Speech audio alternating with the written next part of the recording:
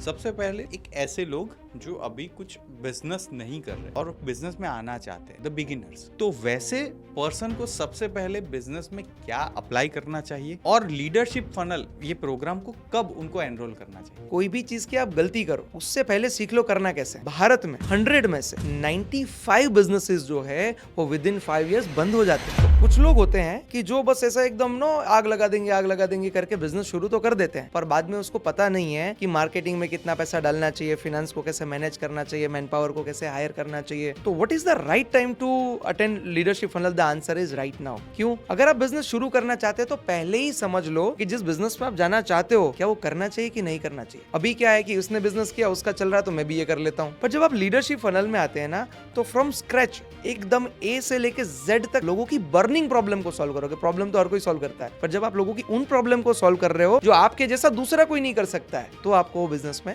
जाना चाहिए। अपना गुजराती में कहावत है, पानी पेला पाड़ बांधवी। मतलब अगर कोई गलती हो जाए उससे पहले उसका प्रिपरेशन करके आप रख दो।